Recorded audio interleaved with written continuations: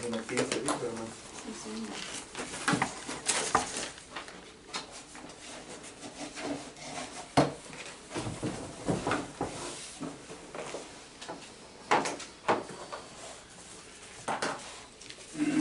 Lo puede encontrar en Mateo 9, del 9 al 13, si usted tiene la Biblia.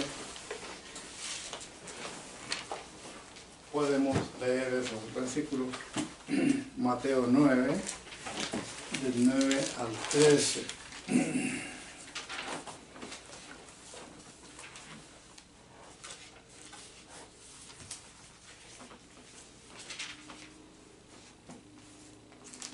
¿Qué dice? Sí, por favor. Jesús se fue de allí y vio a un hombre llamado Mateo, que estaba sentado en el lugar donde cobraban los impuestos para Roma. Jesús le dijo, sígueme. Entonces Mateo se levantó y lo siguió. Sucedió que Jesús estaba comiendo en la casa y muchos de los que cobraban impuestos para Roma y su otra gente de mala fama llegaron y se sentaron también a la mesa junto con Jesús y sus discípulos. Al ver esto, los fariseos preguntaron a los discípulos, ¿cómo es que su maestro come con cobradores de impuestos y pecadores? Jesús les oyó y les dijo, los que están buenos y sanos no necesitan médico, sino los enfermos. Vayan y aprendan el significado de esta escritura. Lo que quiero es que sean compasivos y que no ofrezcan sacrificios, pues yo no he venido a llamar a los buenos, sino a los pecadores. Amén.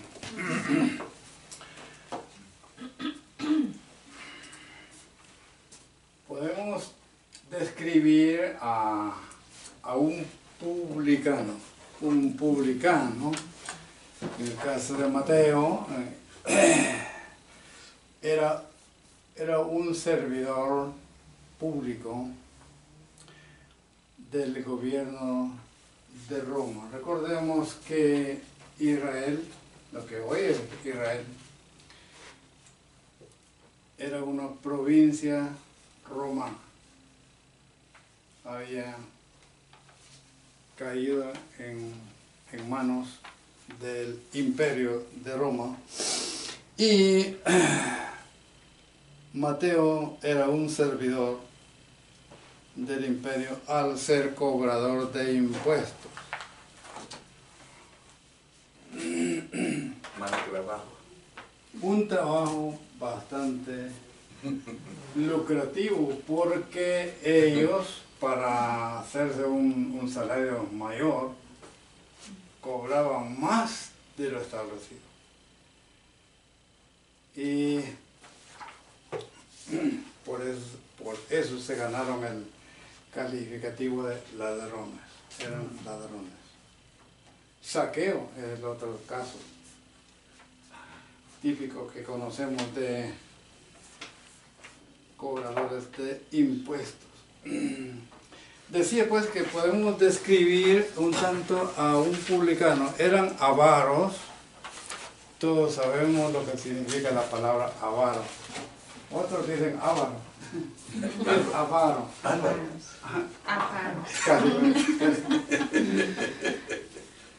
Un avaro es aquella persona egoísta. Egoísta y a la vez ambicioso. Quieren más y más y más. Y trabajan en pro de ello, no importando los medios que ocupen para lograr su fin.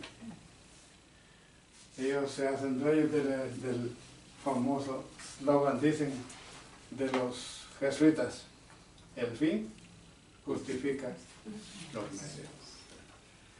Eran personas aborrecidas porque no solo robaban, cobraban más de lo que era establecido, sino que se convirtieron en traidores. El pueblo no quería a los romanos que estaban allí gobernando en cierto sentido. Y los publicanos eran colaboradores.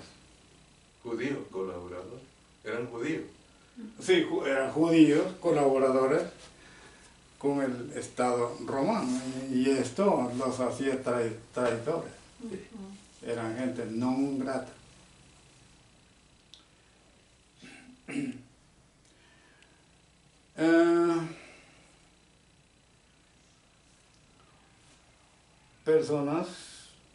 Eran personas amadoras del dinero. En el bosquejo hay algo que me llamó la atención y dice el autor que este hombre, Mateo, era un leproso espiritual. No sé de dónde saca la idea de que era el leproso espiritual. Yo no la encuentro en la Biblia. Lo que sí era verdad es que era enfermo. Estaba enfermo espiritualmente el hombre. Porque el pecado que está en el espíritu del hombre lo hace delante de la sociedad y delante de Dios un enfermo que necesita urgentemente un médico para que le ofrezca la panacea adecuada, es decir, la medicina, perdón, la palabra. Perdón, hermano. Sí. Ay, perdón, voy a salir un momentito que se me olvidó poner el celular acá. Está bien. Ay, sorry. Te sientas a la orilla cuando vengas. Ya, no, ok. Aquí estoy viendo. Me encanta la vida. En el versículo 11 está eso, de que era enfermo. Eso no lo niega nadie, la palabra de Dios lo dice, era enfermo. Nosotros también éramos enfermos. Y digo éramos porque Jesucristo al venir a nuestra vida nos salvó, o sea que nos sanó. Y aunque todavía pecamos, en la mente y en el corazón de Dios, usted ya no es esa clase de enfermo, porque sus pecados le fueron perdonados de una vez y para siempre. Ahora está declarado inocente, o sea, justificado.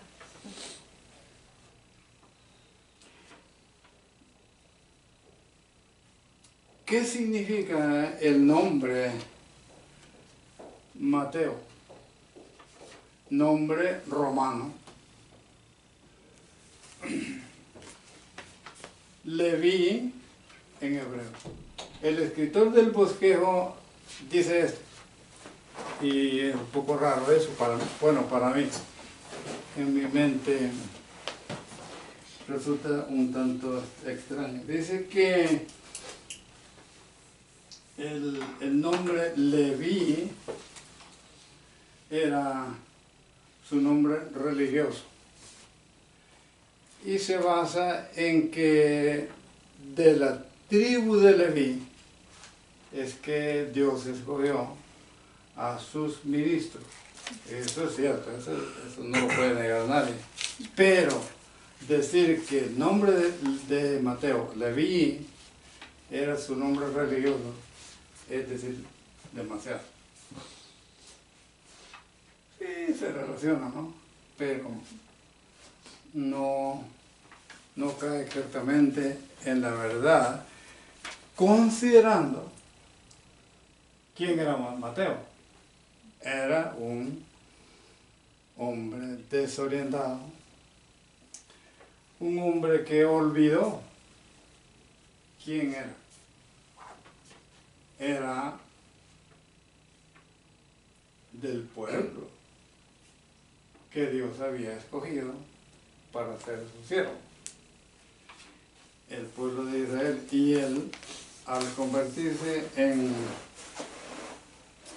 siervo de Roma, le dio la espalda a las tradiciones, a los requerimientos, a las indicaciones que Dios había dado a cada uno en el campo religioso, espiritual.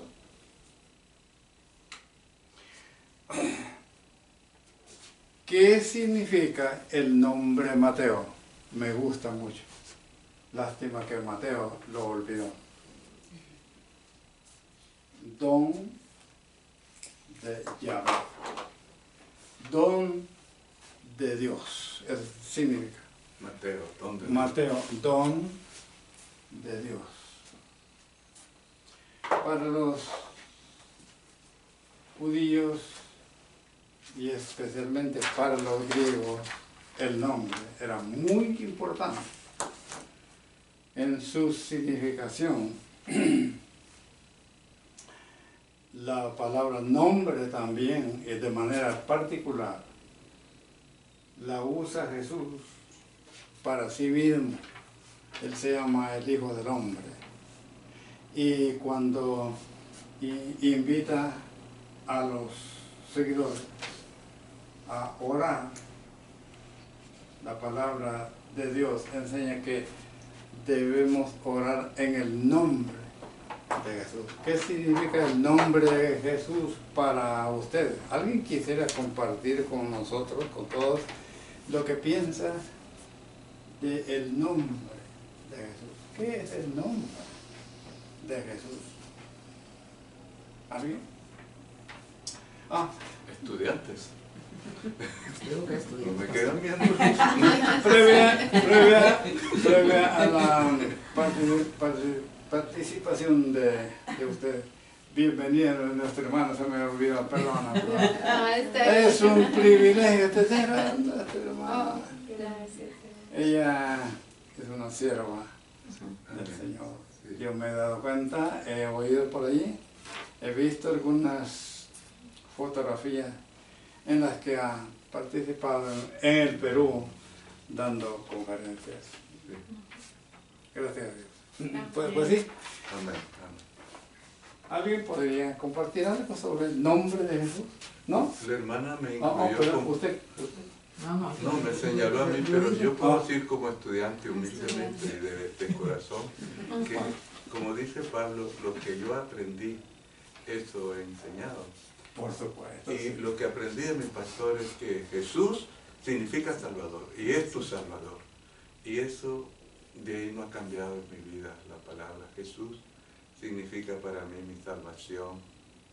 Jesús es el Salvador del mundo. Jesús mi guía, Jesús, mi todo de mi vida. El nombre de Jesús. Y oro en el nombre de Jesús.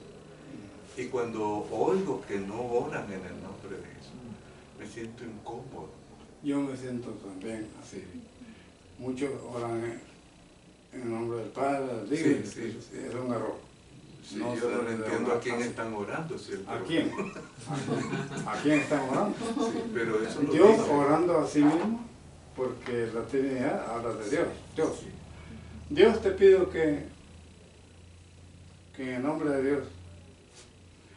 Hermano, y ahondando un poquito esto, cuando mi pastor, que es el abuelo de mi hija, él era así, oraba en el nombre de Jesús siempre.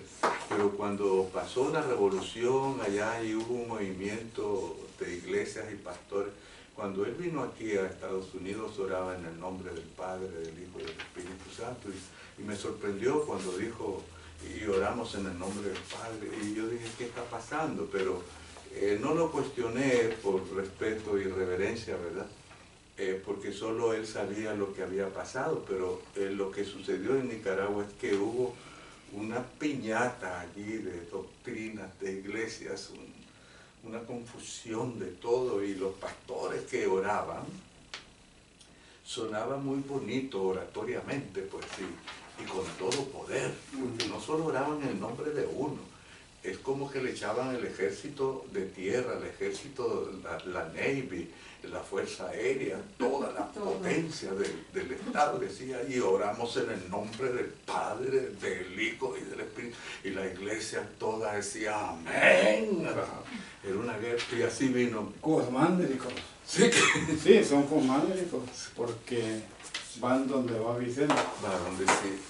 Entonces, no más un testimonio por lo que ustedes también, como miembros de una iglesia, perdonen que diga esto, pero ustedes oyen pastores y deben de estar vigilantes. Por eso están aprendiendo aquí.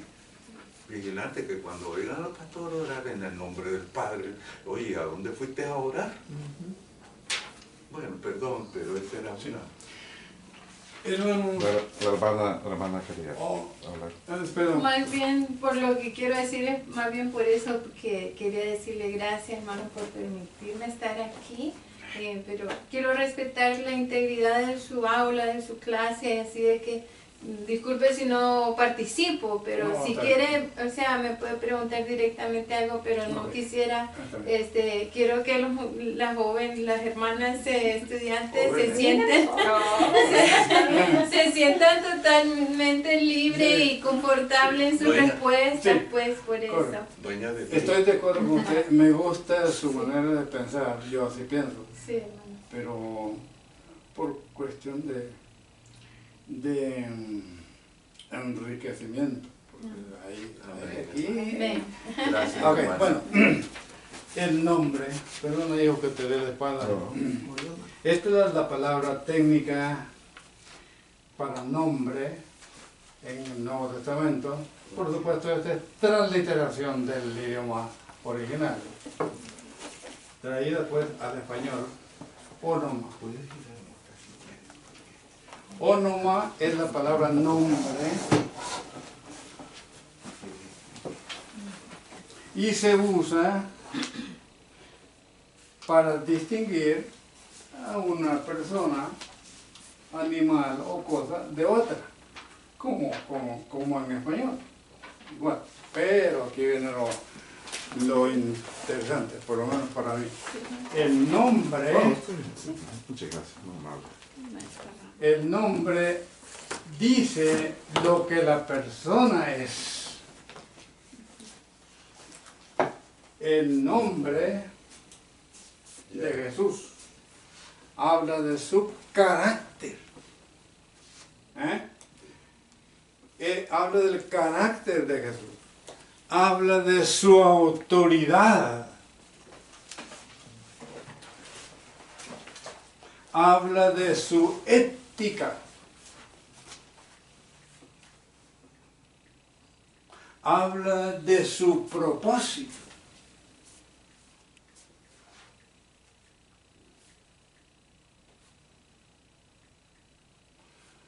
Habla de su voluntad. Por tanto, cuando usted ora en el nombre de Jesús, se está metiendo en un, perdóname, Señor, en un problema. Digo problema por lo siguiente, porque como pecadores,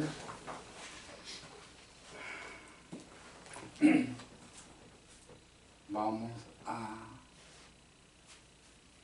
ponernos en contra del nombre de Jesús. Entonces, cuando ora en el nombre de Jesús, usted se está comprometiendo a andar de acuerdo al carácter de Jesús. No es así nomás de que en el nombre de Jesús,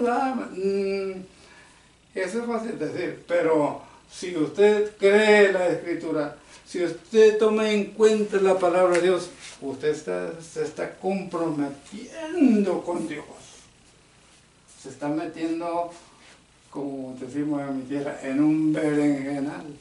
Yo decía problema. Se está metiendo en líos con Dios, pero líos santos, gloriosos. Si usted entiende lo que está diciendo, en el nombre de Jesús. Cuando usted ora en el nombre de Jesús, usted se está adhiriendo, se está juntando, está aceptando para sí que va a andar en la ética, en la conducta de Jesús. Y eso es decir bastante.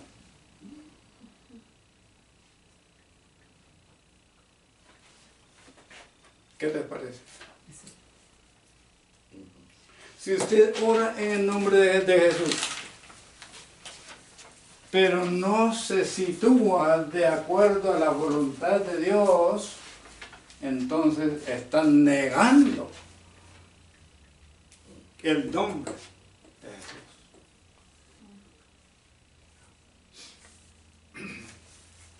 Y eso es dañino para nosotros mismos. Porque en la oración, la voluntad de Jesús, la voluntad de Dios juega un papel importantísimo. Hay un pasaje, usted lo conoce, dice que si creemos de verdad y oramos pidiéndole, dice el pasaje bíblico que Él nos dará todo lo que le pidamos. ¿Cómo interpreta el todo? Ahí está el problema. Todo, así llanamente, todo nos va a dar Dios, sí y no. No cuando usted abandone el nombre de Jesús. Cuando usted piense que lo va a recibir todo aparte del significado del nombre de Jesús. En otras palabras, donde su voluntad, sus deseos, sus anhelos están en primer lugar. Y en este caso, si oramos en el nombre de Jesús, debiéramos situarnos dentro de la significación de ese nombre para esperar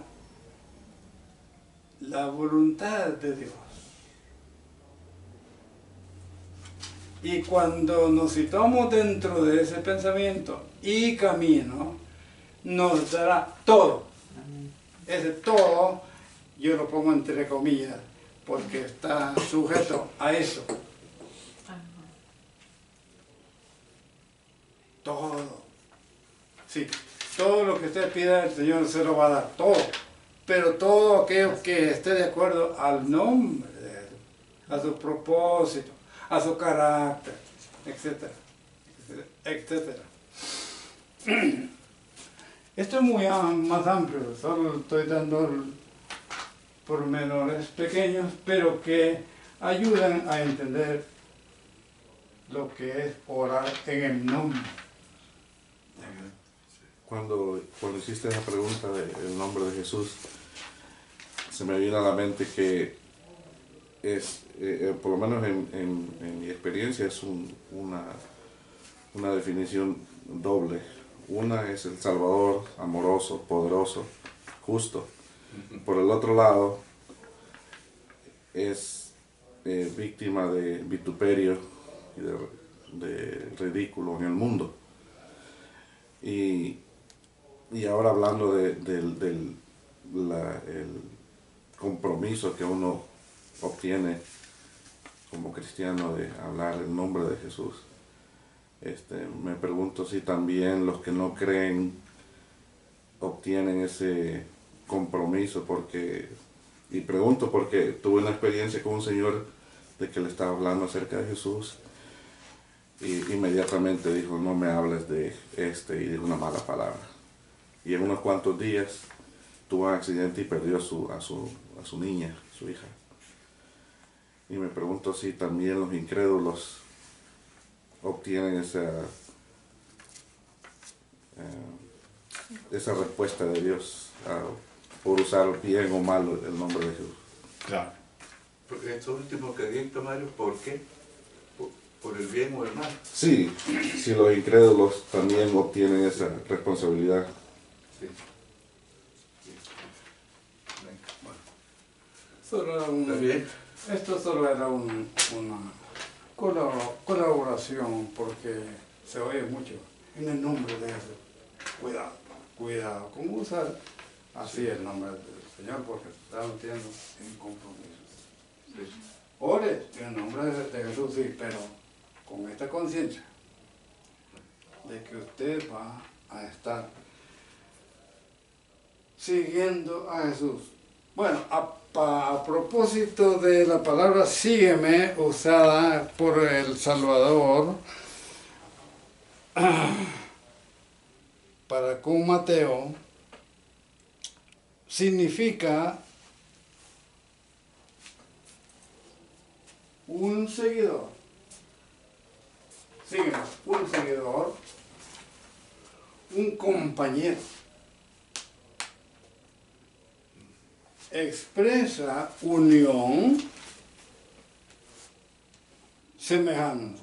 Entonces, cuando Jesús llama a Mateo, le está diciendo, ven conmigo y aprende de mí. Ven conmigo, sígueme. Quiero que seas mi compañero. Se habla mucho por ahí en las iglesias de compañerismo, pero no hay compañerismo. No hay. Y los hermanos no saben lo que es el compañerismo. Piensan que comer juntos y todo, y estar hablando, alegre y todo, es el compañerismo. Pero no es compañerismo. Se me erizó el cuerpo ahorita cuando pensé en que los cerdos comen juntos. Mira, pues. Sí, es cierto.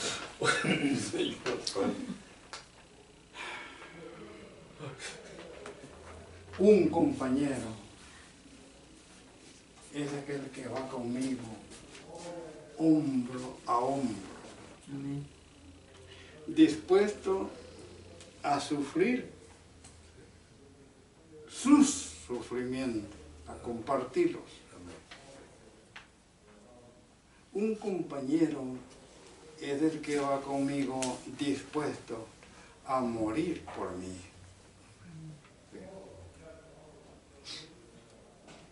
¿Por qué esa actitud? Porque nos conocemos, nos tratamos, abrimos el corazón, sacamos lo que hay, lo compartimos.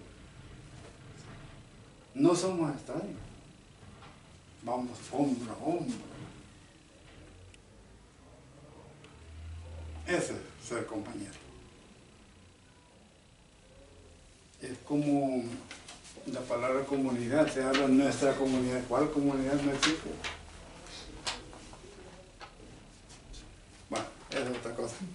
No sé por qué me meto en lío yo. Ok. Son buenos. Jesús le dice a Mateo, sígueme. Quiero que estés unido conmigo. Eso es seguir. Unirse a algo o a alguien. En este caso es unirse a Cristo. Mateo tenía que unirse. Y habría que estudiar la palabra unión, unidad, todo eso. Pero no es el caso hoy. Por último, la palabra seguidor, un seguir, significa semejanza. Jesús le dijo a Mateo, sígueme. Quiero que seas como yo.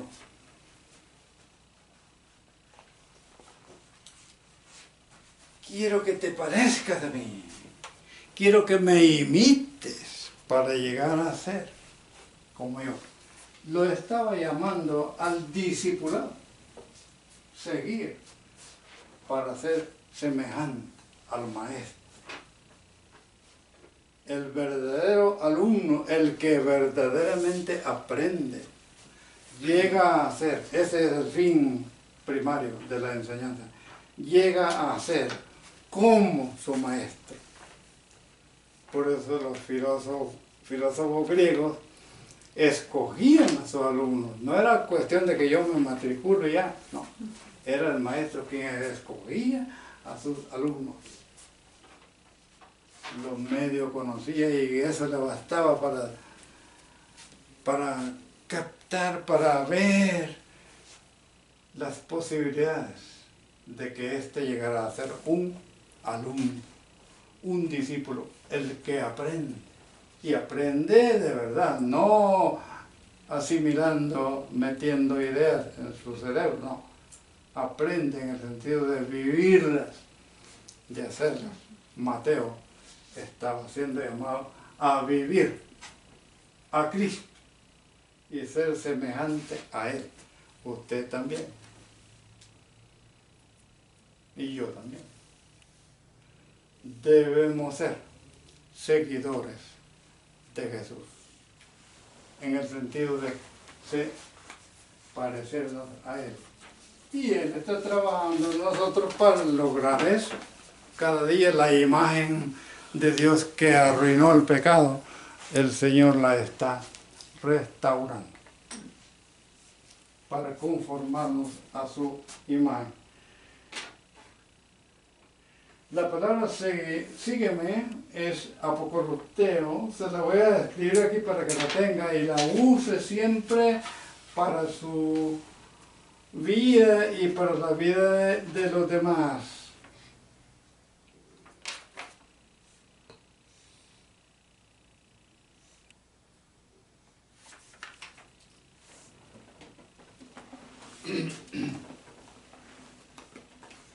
Usted se preguntará, bueno, ¿para qué nos mete este Señor en estos líos de palabras que no conocemos? Porque yo pretendo enseñar lo que la Biblia enseña, no lo que he oído, no lo que me han enseñado, sino lo que yo he aprendido de la Escritura. Bueno, Mateo fue llamado a ser un discípulo. Matete es la palabra para el discípulo, un aprendiz. Vemos en el pasaje bíblico y en el bosquejo que preparó el escritor, un sentido de necesidad humana. Mateo necesitaba algo. Había una necesidad que posiblemente ni él mismo sabía o entendía cuál era. Nosotros, por pura intuición y por conocimiento bíblico más que todo, sabemos cuál era la necesidad de Mateo. Ya dijimos que era un enfermo espiritual, como todos los hombres, y necesitaba un médico. Es interesante la actitud de Mateo. Jesús le dijo, sígueme. Claro, si no le explicó qué era seguir. E inmediatamente, sin andar con cuentos, inmediatamente respondió al llamado y dejó el banco de los tributos públicos, dejó su oficina, por decirlo así, lo dejó todo y empezó su peregrinaje junto al Señor Jesús.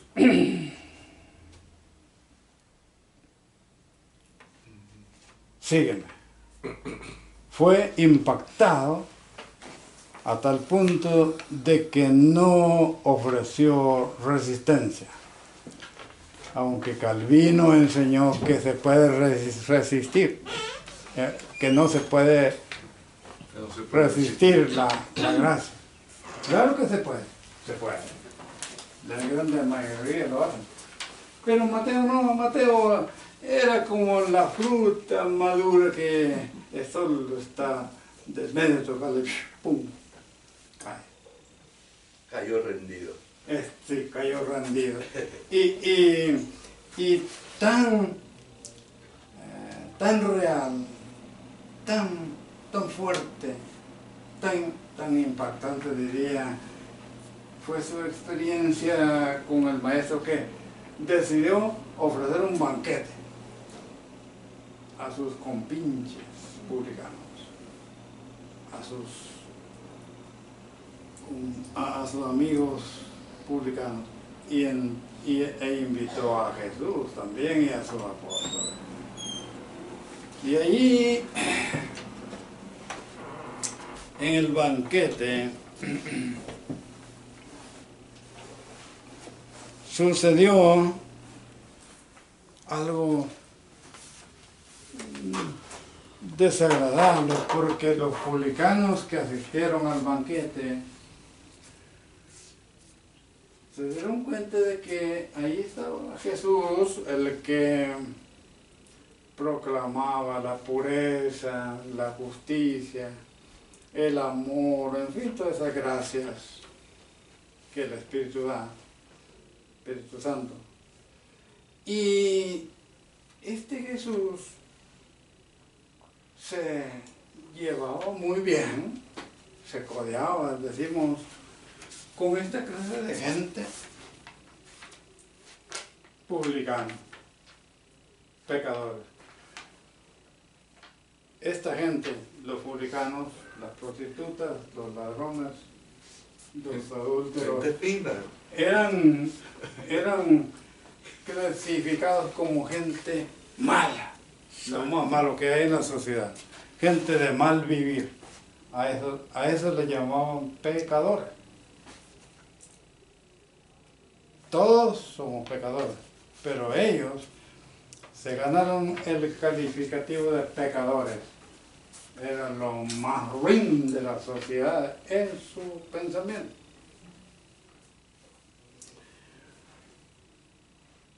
Jesús dijo, el Hijo del Hombre no vino a buscar justos, sino a pecadores. Los sanos no tienen necesidad de médico, sino los enfermos.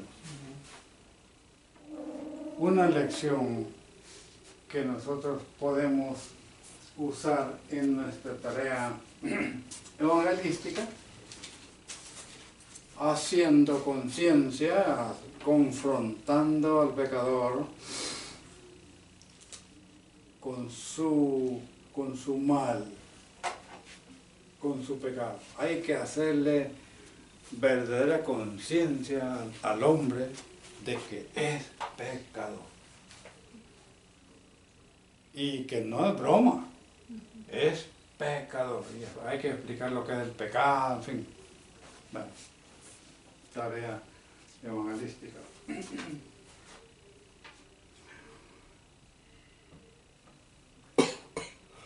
Es interesante también que Mateo era un hombre rico. Claro, se había llenado los bolsillos con su rapiña, cobrando más de la cuenta, robándole al pueblo, haciéndolo más miserable de lo que ya estaba. Pero a pesar de que era rico, era un cuitado, miserable y pobre. El hombre sin Dios, aunque tenga muchos bienes, aunque tenga mucho dinero, es pobre, cuitado y miserable. Necesita urgentemente la intervención de lo alto de Dios, pues, en otras palabras, para que arregle la situación, para que resuelva el problema. Era pobre. Y ser pobre en cuanto a Dios, esa es la condición más terrible que pueda haber. Porque desligado del Señor, el hombre se encamina hacia una realidad dolorosa en la eternidad. Usted ya sabe de eso. Por tanto, es necesario que hombres como Mateo, hombres como yo, acudan inmediatamente al que tiene en sus manos el tesoro más grande que podamos imaginar y que tiene la disponibilidad interior de su corazón, de su alma, de su espíritu. Nace el deseo gracioso de brindar a usted ese tesoro.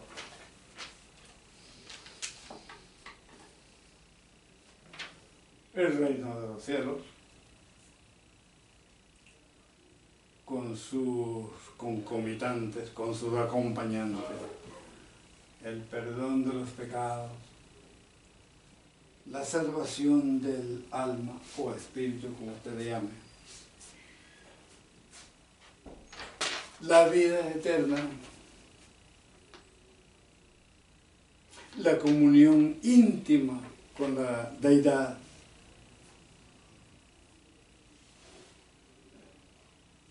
la gloriosa realidad del cielo, ese lugar esplendoroso, sublime, arrobador, donde Dios reina perfectamente, donde los ángeles cantan eternas alabanzas al que vive por los siglos de los siglos, nuestro Dios. Allí estará usted, porque Dios así lo quiso en su corazón. Y a Mateo se le ofreció. Después de ser un pobre, se hizo rico. Porque era pobre. No tenía a Dios. Iba tras las migajas del mundo, el mundo sin Dios. Y no las satisfacieron, porque el mundo del mal, sea el placer u otro asunto, no puede dar satisfacción, solamente Dios.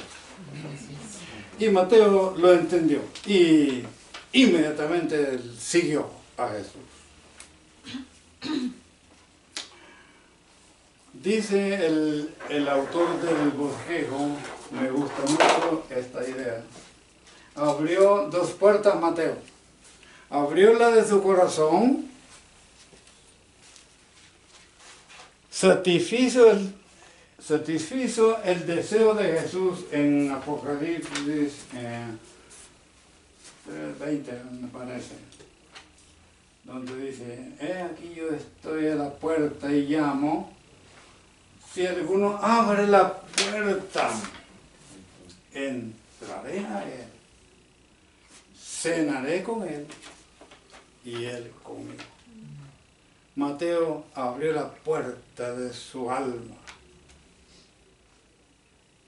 que estaba esperando ansiosa la oportunidad de congraciarse con el Creador. Y así fue. Por eso es que Mateo inmediatamente siguió a Jesús, porque fue impactante el encuentro entre él y Jesús. Algo pasó ahí. Y sabemos qué pasó. Pero también abrió la puerta pública. Ve el versículo 10 y encontrará, y perdona que no puedo hablar, algo me está pasando. Versículo 10. ¿Qué dice? Ya. Mateo 9. Y aconteció que estando él sentado a la mesa en la casa, he aquí que muchos publicanos y pecadores que habían venido se sentaron juntamente a la mesa con Jesús y sus discípulos. Invitó a sus compañeros publicanos. Dio a conocer lo que había pasado. Dios, como decimos hoy en nuestro lenguaje religioso, dio su testimonio. Es lo más natural que ocurre en un encuentro verdadero con Jesús. Que publiquemos, que demos a conocer qué pasó en nuestro encuentro con el Cristo de Dios. Sin avergonzarnos de ninguna manera. Con el alma ensanchada. Con el alma llena de gozo, de seguridad, de satisfacción por el encuentro salvador que hemos experimentado. Hay que compartirlo. Mateo lo hizo, abrió su corazón y lo publicó. Cuando vi la siguiente parte del bosquejo, necesidad de Jesús, me chocó, la verdad. Pues tengo que ser sincero, me chocó un tanto el concepto. Jesús necesita. Qué raro. ¿Qué está pasando a este hermano que escribió esto? Pues sí.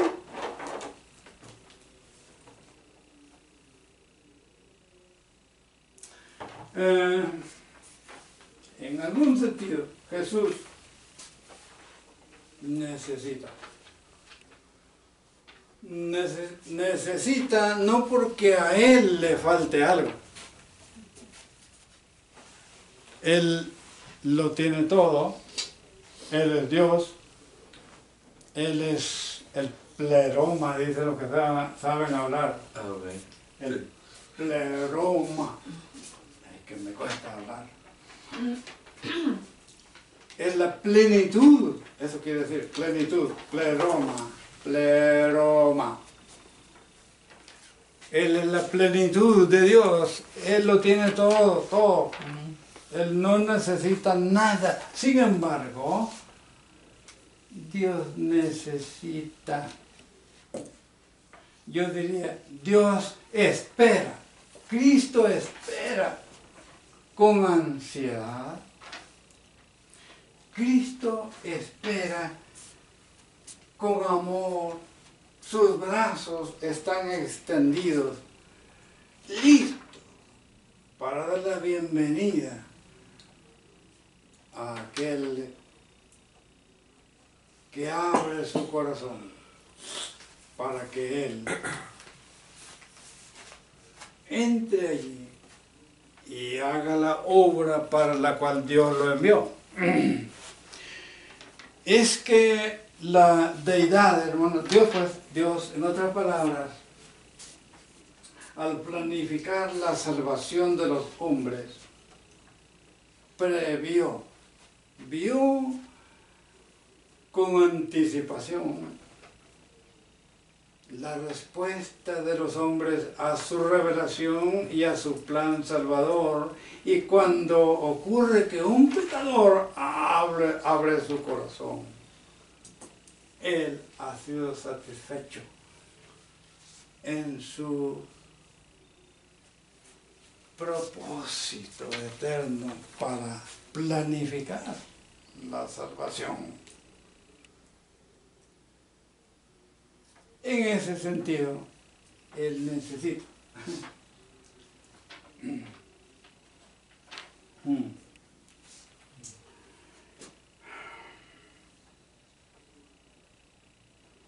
Dios es un ser, y esto lo digo por primera vez en mi vida y quizás nadie lo ha dicho, quizás, no sé. Dios es un ser eminentemente social.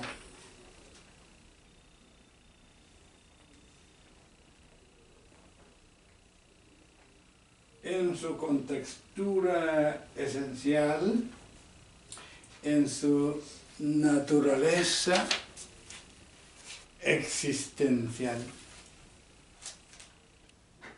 Él es trino. 3 personas. No 3 individuos, 3 personas. En otras palabras, cuando se habla del Hijo, del Padre y del Espíritu, se está hablando de cualidades de personas. Los 3, entre comillas, 3, reúnen cualidades de personas. Cada uno son personas, no individuos, personas, nada más. Y en esa virtud Dios desea, Dios necesita. Por la palabra necesita, pues la estoy forzando un tanto, la verdad. Dios espera que ante su revelación, ante su descubrimiento de sí mismo, el hombre a quien se dirige el mensaje responda y venga a ser compañero de Dios. Usted y yo somos llamados a ser compañeros de Dios, a caminar con Él juntos en lo que muchos ya han dicho, en una verdadera coinonía, en una verdadera comunión, en una verdadera participación, en un verdadero compañerismo.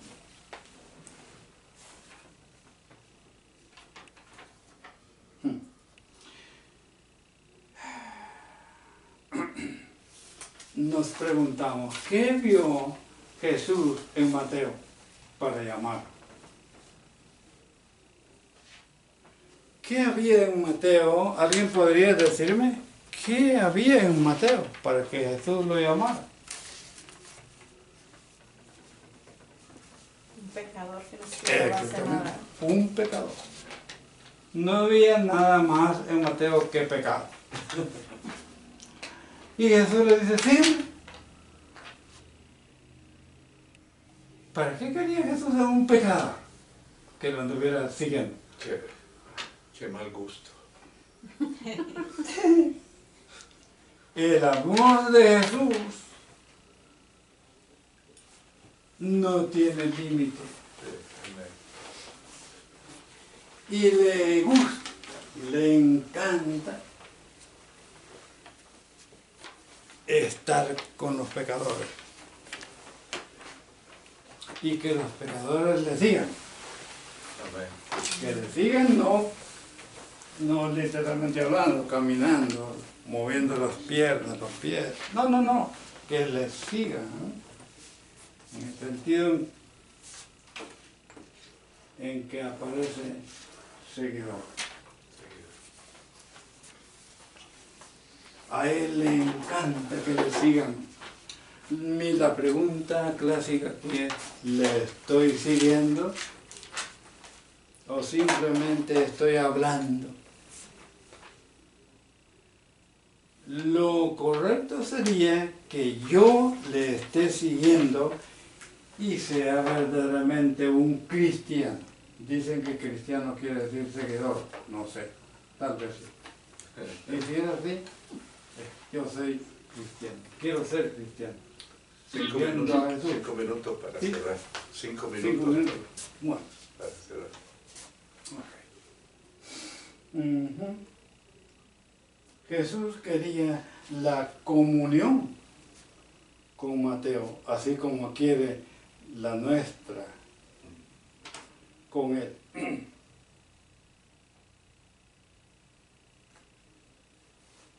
El hombre ve lo que está por encima de las personas. Dios ve lo que hay dentro. Amén. Eso es importante.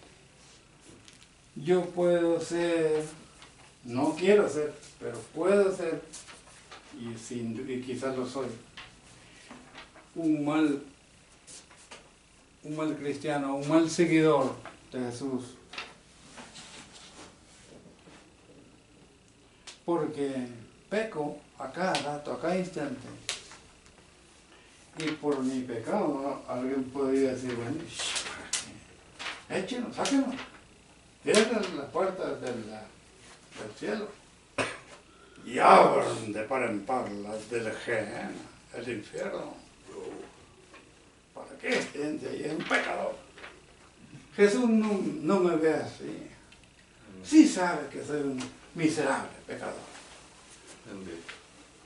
Pero Él quiere estar conmigo y Él quiere que yo esté con Él, que le siga. Porque mientras le sigo, Él me está moldeando. Amén. Él está quitando las asperezas espirituales de mi ser. Él está conformándome a su imagen. Eso dice la Biblia. Lo mismo está haciendo con ustedes, con cada uno. Diariamente Él está haciendo eso, conformándonos a su imagen hasta que sea completa o perfecta, como quiera llamarle, no importa la palabra.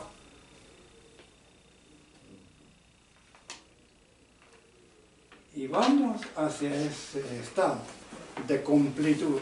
Él completará su obra y está trabajando. ¿Sabía usted que Jesús está trabajando diariamente? Sí, Señor. Para que usted llegue a ser como Él, porque es el fin último de su trabajo, que lleguemos a ser como Él, siguiéndole de acuerdo a su nombre. Okay. Mateo dejó lo perecedero, el banco de los tributos públicos donde se hizo rico. Dejó eso, que es vanidad, se termina, deja de ser la polilla, el ladrón, el orín lo corrompe, lo arruina. Y obtuvo lo imperecedero. Es la paradoja. Dejó de ser pobre para ser rico para con Dios. Dejó lo que perece para coger, para tomar para sí lo imperecedero. Nosotros hemos de hacer lo mismo. Ya lo hemos hecho, pero tenemos que insistir en eso, en dejarlo de esta vida y coger lo de la otra vida.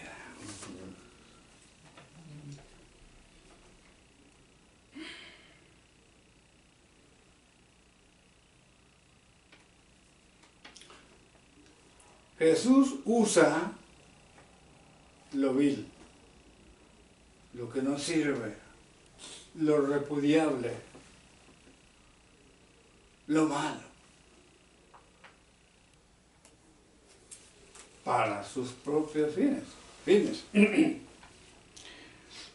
Dios tiene en Cristo fines gloriosos y me toma, nos toma, así como somos, malos, con muchas lacras espirituales, morales, éticas. Y nos llama y se goza en el llamamiento, porque en ese llamamiento está implícito el quehacer de Jesús para transformarnos de hombres, ahí van las mujeres, están incluidas, de hombres viles, en hombres que honran su nombre. Llegamos al final, ¿no? Sí, y casi terminé. A Mateo se le da una bienvenida al reino de los cielos. Amén. Y se gozó en ello. Y creemos que tenemos una herencia de Mateo. En segundo plano, claro. El Evangelio. El más amplio del Nuevo Testamento. Que Dios nos ayude a entender esas cosas sencillas, pero que a la vez son profundas. Gracias, hermano Álvaro. Bien. Muchas gracias. Vamos a